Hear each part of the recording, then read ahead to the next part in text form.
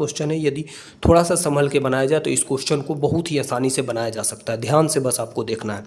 1 वर्ष 4 माह बराबर 16 माह, और 8 मासिक लग रहा, तो 16 माह में 8 महीना का 2 पीरियड होगा। पहले तो हमको ये पता चल गया कि हमको 2 पीरियड के लिए इंटरेस्ट को लगाना है।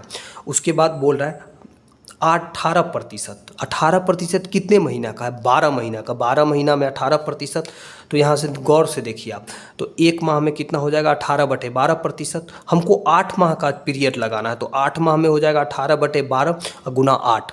जैसे ही ये करेंगे तो आप सोचने का कोशिश कीजिए, इसको काटिएगा तो 12% आएगा। तो 8 माह का इंटरेस्ट कितना? 12%। 12% का 2 पीरियड लगेगा, तो 12 + 12 + 12 गुना 12/100 मतलब 25.44%। अब 25.44% जो है वो इंटरेस्ट के रूप में आपको 3816 रुपया देता है। तो 25.44 कितना दिखा रहा है? 3816। तो एक कितना दिखाएगा? भागा दीजिएगा, 150 आएगा। 100% कितना दिखाएगा? 15,000 रुपया दिखाएगा। तो इस क्वेश्चन को बहुत ही आसानी से बनाया जा सकता था, इसलिए इस टाइप के क्वेश्चन को ऐसे ही आराम से बना लेना है। देखिए नेक्स्ट क्वेश्चन जो है ये भी एक सीआई का क्वेश्चन है, बहुत ही अच्छा क्वेश्चन है। जब ब्याज की दर से 8 मासिक चक्रवृद्धि ब्याज के आधार पर की जाती हो तो 7800 रुपये की धनराशि x% की दर से 2 वर्ष में 10,381 रुपया हो जाती है। यदि ब्याज की गणना अर्धवार्षिक चक्रवृद्धि ब्याज के आधार पर की जाती तो समान धनराशि का x + 5% वार्षिक दर से CI कितना होगा? 1 वर्ष का CI बताना है। देखिए CI यहाँ 10,081.8 है, इसमें से आप 7800 रुपया हटा दीजिए तो CI कितना मिलेगा? 2581 रुपया मिलेगा। अब CI परसेंट निकाल लीजिए, CI परसेंट निकालिएगा तो 2581 7800 पे निकालिएगा, आप भागा दीजिएगा 3.31% आएगा। आप आसानी से भागा लग जाएगा, आप एक बार भागा दे के खुद से देखिएगा। 3.31% हमको जैसे नज़र आता है हमको तुरंत समझ में आना चाहिए कि अच्छा ये 10 साल का 3 पीरियड में लगा होगा, तो जाके हमको 3.31 पीरियड मतलब 3.31% 10%। ये 10% कैसा है? ये 8 महीने का है, मतलब 8 महीना में 10% मिल रहा है, क्योंकि पहले ही बोल दिया 8 मासिक, तो 12 महीना में कितना मिलेगा? 10/8 गुना 12 मतलब 15% मिलेगा।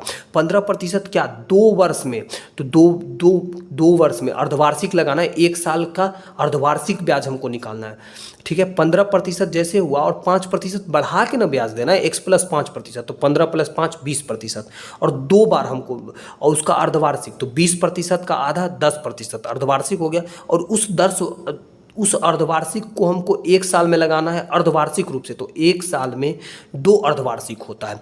तो जैसे ही हुआ 10%, तो 10 का हम लगा देंगे, ये भी फॉर्मूला, तो 10 + 10 गुना 10/10 10 + 10 + 10 गुना 10/100 मतलब 21% आ जाएगा।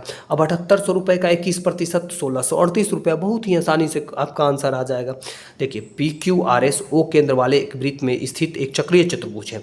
यदि कोण PQR और PSR का अनुपात 11:7 है तो PQ और QR बराबर है, तो OPQ क्या होगा? ध्यान से देखिए, ये एक वृत्त हुआ, इसमें PQRS चक्रीय चतुर्भुज हुआ।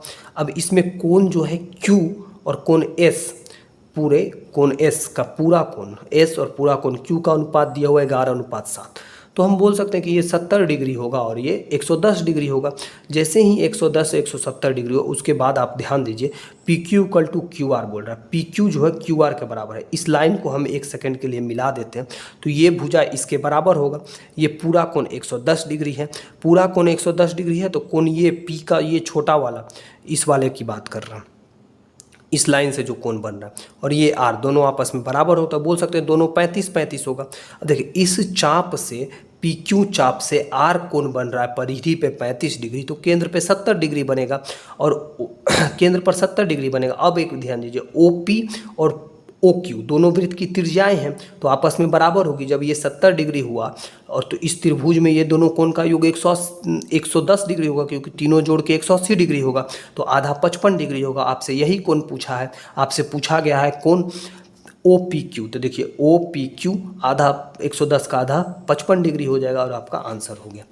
81 पे पावर 0.16 × 3 पे पावर 0.36 है। देखिए तो इसको लिख सकते हैं ना हम 3 पे पावर 4, उस पे पावर 0.16 और 3 पे पावर 0.36। अब दोनों को इसको मल्टीप्लाई हो जाएगा, 0.64 होगा, बेस समान है, पावर ऐड होगा, 3 पे पावर 1 3 हो जाएगा। किसी संख्या के 1/8 42 के आधे से 12 कम है तो उस संख्या का 1/4 ज्ञात कीजिए। देखिए किसी संख्या, मान लेते हैं संख्या x है, उसका 8/8, तो x/8 42 -2 -12 जो बोला है क्वेश्चन में हमने वो लिख दिया। अब देखिए इसको सॉल्व कीजिएगा, 21 हो जाएगा, 12 घटाइएगा 9 हो जाएगा, तो x/8 बराबर 9, तो 72 आ गया, 72 का 1/4 18 आ गया। क्वेश्चन बहुत ही आसान था, इसलिए आराम से इसको बनाया जा सकता है। नेक्स्ट क्वेश्चन देखिए, एक शांत जल में एक व्यक्ति शांत जल में 11 किलोमीटर प्रति घंटे की चाल से नाव चला सकता है। धारा की चाल 5.6 मीटर प्रति सेकंड है। धारा के विपरीत दिशा में 3.6 किलोमीटर दूरी तय करने में कितना समय लगेगा। देखिए धारा के शांत जल में उसकी चाल 8 है और धारा का चाल 5/6 मीटर पर सेकंड है। मीटर पर सेकंड 5/6, इसको किलोमीटर में बदलने के लिए 18/5 से गुना कर दिए।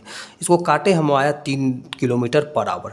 3 किलोमीटर शांत जल में जब 11 था तो 3 विपरीत में जाएंगे तो 3 घटा देंगे, और दिशा में जाएंगे तो 3 जोड़ देंगे, तो विपरीत में जाएंगे तो 3 घटा दिए, तो 11 - 3 कितना हुआ 8। अब 8 के स्पीड से विपरीत दिशा में 36 किलोमीटर जाना है, तो 36/8 तो 9/2, 4 पूर्णांक 1/2 घंटा। अब इसको मिनट में कन्वर्ट कर लिए तो 4 घंटा 30 मिनट। यही अपना आंसर है, 4 घंटा 30 मिनट। चलिए देखिए, के वह अधिकतम संख्या, के का वह अधिकतम संख्या जिसके लिए 6 अंकों वाली संख्या जिसमें 2 4 3 1 2 और के स्थान पर रखने पर संख्या 6 से विभाज्य। फिर वही विभाज्यता से रिलेटेड क्वेश्चन आ गया, जो कि मैं आपको एक वीडियो अपलोड करने वाला हूं, उसमें क्लियरली समझाऊंगा भी, बहुत ही अच्छा क्वेश्चन समझाऊंगा जो एग्जाम में आने की संभावना है। देखिए दिया हुआ है 2 4 3 1 2 के। अब के का वैल्यू रखना है, 6 का मतलब 2 और 3, इसका मतलब यूनिट प्लेस पे जैसे ही 2 से विभाज्य है तो 0 हो सकता है, 4 हो सकता है, 8 हो सकता है, 6 हो सकता है। अब इसमें से भी 3 से विभाज्य हम चेक करेंगे, तो 4 2 6 कट गया, 3 है, 2 5 1 6 कट गया। मीन्स हमको के का ही वैल्यू ऐसा रखना है जो कि 3 से विभाज्य हो। तो इन चारों में 3 से विभाज्य एकमात्र 6 है, तो 6 है तो बस के का वैल्यू 6 हो जाएगा, क्योंकि और कोई ऐसा नंबर ही नहीं है इसमें जो 3 से विभाज्य होगा और यूनिट प्लेस पे होगा, तो मात्र 6 है तो 6 ही हो जाएगा। 11 15 20 और 30 में से प्रत्येक यदि के ग्रेटर देन 0 से घटाया जाता है तो इस क्रम में प्राप्त संख्याओं का अनुपात समान हो जाए, तो 2k + 2 और 3k² के बीच के मध्य अनुपात ज्ञात करें। क्वेश्चन बहुत ही अच्छा है, अक्सर ये क्वेश्चन एसएससी सीजीएल में पूछा जाता है, आप लोगों के एग्जामिनेशन में पूछा गया है, आगे के शिफ्टों में भी ये क्वेश्चन पूछा जाएगा, बहुत ही इंपॉर्टेंट है। इसको सॉल्व करना बहुत ही डिफिकल्ट होता है, लेकिन मैं इसको आपको आसान वे में सॉल्व करके दिखा रहा हूँ। देखिए 11 - k, और देखिए रेशियो क्या होगा, 11 - k बटा 15 - k बराबर हो जाएगा 20 - k और 30 - k। क्रॉस मल्टीप्लिकेशन कीजिएगा, क्वाड्रेटिक सॉल्व कीजिएगा, बहुत ही लेंदी हो जाएगा।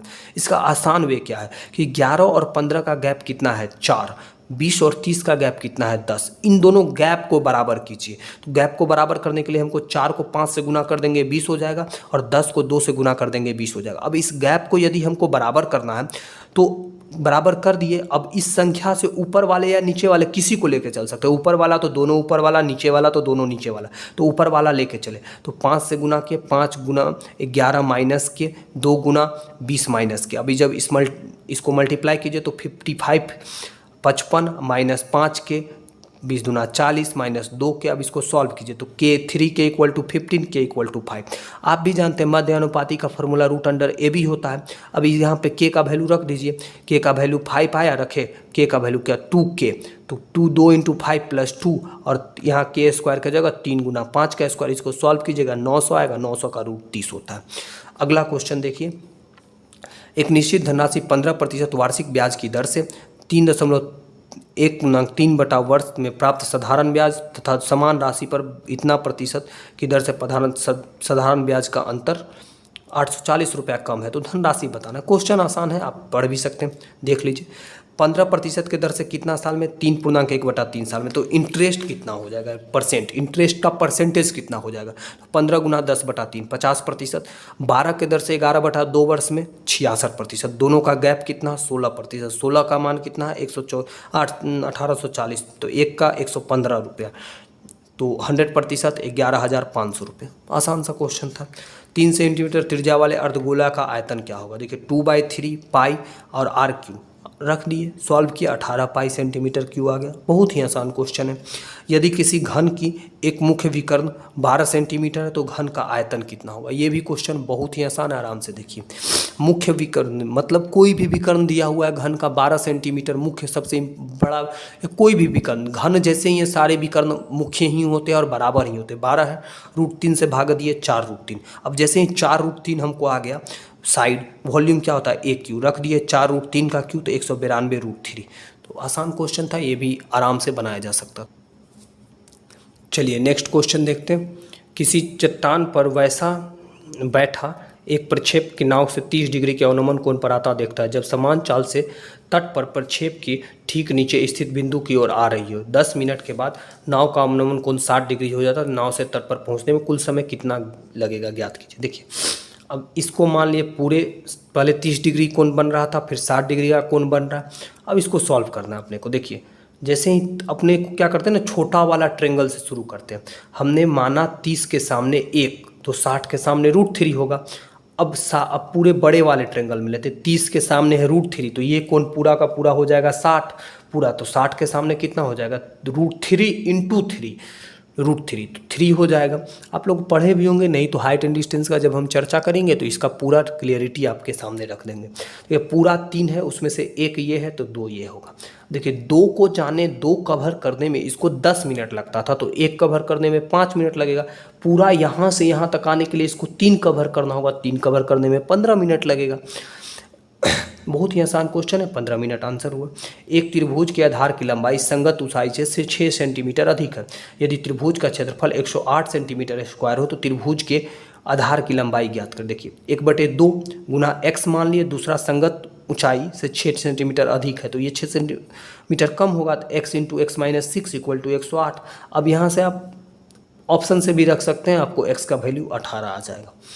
30 सेंटीमीटर लंबी एक मीनार शीर्ष से एक व्यक्ति भूतल पर खेल रहा है। किसी बच्चे को 30 डिग्री के अवनमन कोण पर देख रहा है। यदि मीनार के पाद के बिंदु से बच्चे के बीच, मान लीजिए यहाँ पे कोई है, भूतल पे इसको देख रहा है, यहाँ से देख रहा है, तो यहाँ से जब देखेगा तो ये वाला कोण बनेगा 30। अब ये दोनों लाइन एक दूसरे के पैरेलल हो जाएगा, तो जब ये 30 होगा तो ये वाला भी 30 हो जाएगा। जैसे ही ये 30 होगा तो अब बताइए 30 के सामने, और मीनार की ऊंचाई कितनी है? 30 है, तो 30 के सामने दिखा रहा 30 तो 60 के सामने दिखाएगा कितना? 30√3। 30√3 आपका आंसर हो गया। यही दोनों मीनार और इस यहाँ बच्चा दोनों के बीच के डिस्टेंस हो जाएगा। दो संख्याओं का योगफल 72 है, उन संख्याओं का अनुपात 3:5 है, तो दोनों के बीच का धनात्मक अंतर क्या होगा? बहुत ही आसान क्वेश्चन है। 5 और 3 दोनों का 5 3 8 8 दिखा रहा है 72, तो दोनों का अंतर कितना है? 2 दिखाएगा कितना? 4 से भागा दे दीजिए, 8 में 4 से भागा दीजिएगा तो 72 में 4 से दीजिएगा 18, यही अपना हो जाएगा। 25 संख्याओं का औसत 48.2 है। पहली 10 संख्याओं का औसत 47 है। अंतिम 12 संख्याओं का औसत 49 है, तो 58, 69 और शेष संख्या का औसत ज्ञात कीजिए। पिछले शिफ्ट में भी ऐसा ही क्वेश्चन पूछा था। तो कुल कितना हो गया? 25 × 48.2 1205। पहली 10 संख्याओं का औसत 10 × 47 470। अंतिम 10 संख्याओं का औसत 12 × 49 588। दोनों को जोड़ दिए 10 58 हो गया। तो अन्य जो 2 संख्या है उसका वो क्या होगा? अन्य जो 3 संख्या है, यहाँ पे अन्य जो 3 संख्या है वो क्या होगा? 1205 माइनस 1058 147। एवरेज क्या हो जाएगा? 147 प्लस 2 नया संख्या 58 + 69, तो 3 संख्या पहले से 2 संख्या नया 5 संख्या। अब भागा दीजिएगा 54.8 आ जाएगा। इस शिफ्ट का आखिरी क्वेश्चन, ए और बी किसी कार्य को के लिए 18,750 रुपये में काम करने का ठेका लेते हैं। ए इस कार्य को 20 दिन में पूरा कर सकता है, जबकि बी इस कार्य को 30 दिन में पूर्ण कर सकता है। सी की सहायता से वे इस कार्य को 8 दिन में पूर्ण करते हैं। इस प्रकार सी को कार्य करने के अनुपात में कितना भुगतान करना होगा? तो देखिए ए 20 दिन में कर सकता है, बी 30 दिन में कर सकता है, सी का नहीं पता, तीनों मिलके 8 दिन में कर सकते हैं। तीनों का एलसीएम 120 हुआ, तो ये 6 हुआ, ये 4 हुआ और इसका तीनों का 15 आया, तो 6 4 10, क्या रखेंगे कि 15 होगा तो 5। अब जिस रेशियो में ये लोग मेहनत किया होगा उसी रेशियो में अमाउंट मिलेगा। तो 15 दिखा रहा 18,750 रुपया, तो एक दिखाएगा 1250 रुपया, तो 5 सी का मेहनत आना है तो 6250 रुपया। यही आपका आंसर हो गया। इस शिफ्ट में क्वेश्चन आसान ही था, उतना हार्ड नहीं था, बनाया जा सकता था। चलिए, क्वेश्चन का सॉल्यूशन यहीं तक था। मैं कुछ कुछ टॉपिक पे कुछ कुछ क्वेश्चन आपके सामने पेश करूंगा जो कि आपके लिए बहुत ही महत्वपूर्ण होगा, इसलिए उसको देखते रहिएगा। चैनल को सब्सक्राइब कीजिएगा, शेयर कीजिएगा, बहुत ही ज़्यादा ज़रूरी है मेरे मोटिवेशन के लिए। इसलिए प्लीज़ चैनल को सब्सक्राइब कीजिए, शेयर कीजिए, लाइक कीजिए। जितने भी आप ग्रुप हैं आपके जिसमें आप डिस्कशन करते हो या पढ़ते हो, उस ग्रुप में इस चीज़ को शेयर कीजिए।